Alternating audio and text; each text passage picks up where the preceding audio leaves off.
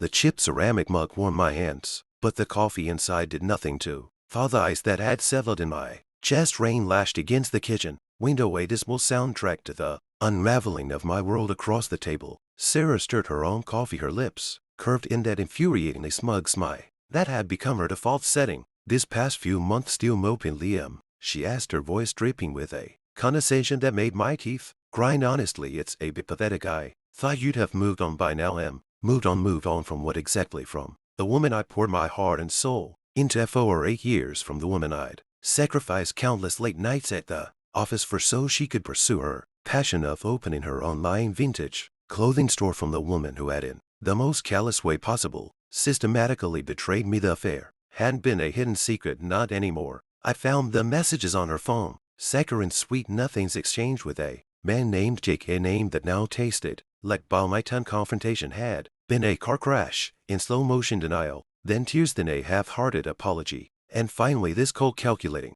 indifference. "I'm just tired," I mumbled, avoiding her gaze. It was a lie, of course. I was tired, yes, but I was also consumed by a roaring mix of rage and hurt. Every touch, every shared joke, every late night conversation that had once been the bedrock of our relationship now felt tainted, a cruel mockery of what had once been. She scoffed, leaning back in her chair, her posture radiating in almost palpable arrogance. "You're so predictable, Liam. Honestly, you're just a you put up with anything." I bet Jake would laugh if it saw you. Now the word hit me like a physical blow. Simp, a weak, pathetic doormat happy to be trampled on. That's how she saw me. That's how she had always seen me. I realized with a sickening lurch all the sacrifices I made, the efforts to make her happy, she had just seen as weakness, as fuel for her ego. The hurt gave way to a chilling clarity. "Is that right, Sarah?" I asked, my voice surprisingly calm. It wasn't the calm of peace, but the stillness before a storm. She raised an eyebrow, a flicker of unease momentarily crossing her face. "Don't tell me you're going to cry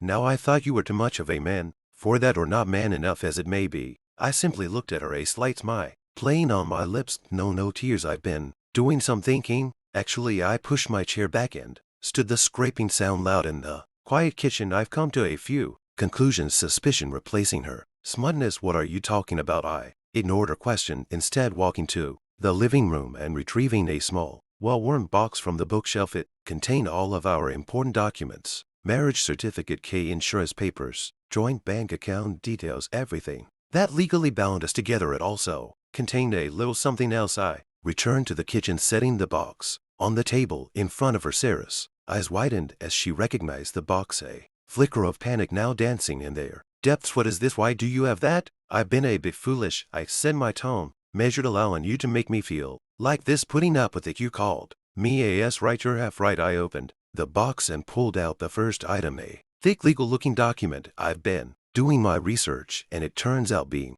a simp also means being financially vulnerable, so I decided to make some changes." She looked from the document to me, her brow furrowed. "What are you talking about, Liam?" she asked, her voice now laced with a nervous tremor in them. "This," I said, holding up the document, "is the transfer paperwork for our joint account. You'll notice I tapped the paper with my finger that I've moved all the funds into a new account solely under my name. Don't worry, I've left a sufficient amount for rent until you find somewhere else where you can always go back to." "Jake, your face, PD, you can't do that. We're married." "Were," I corrected, pulling out another document, the divorce papers freshly signed and stamped. "I've been doing my research on that too, and given the evidence, this should be a pretty straightforward case. I imagine adultery is still grounds for divorce." "You know," her breath hit. "Liam, you wouldn't know, but I would," I said, enjoying the sight of her smug mask finally shattering. "I spent 8 years of my life being predictable, making sacrifices for you, making you laugh for us. You saw that as weakness, but it was loyalty. Sarah, you mistake me because my loyalty was not weakness. You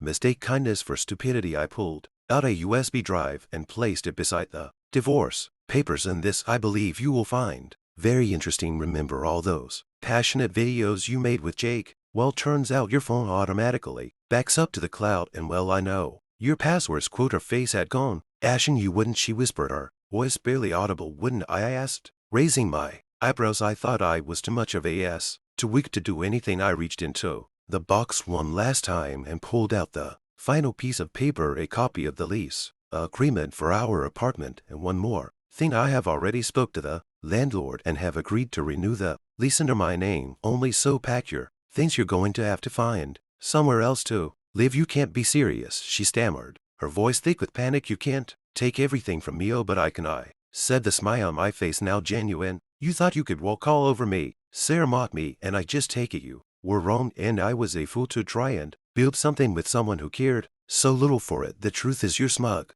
Smug is very annoying, so I'm glad I got to remove it. You want to play games. You're not going to like it when I play back. I stood and walked towards the door, leaving her speechless, pale, and scrambling to regain control she had so confidently believed she held over me. As I stepped out into the rain, a strange sense of calm washed over me. It wasn't happiness, not yet, but it was something close. It was the quiet satisfaction of finally being free. The weight on my chest was gone, replaced by a strange lightness, a sense of possibility. The rain no longer felt like a depressing soundtrack, but the sound of a fresh start. The storm was over, and I at last was finally moving on. I closed the door behind me, listening to her cries, not feeling a single shred of remorse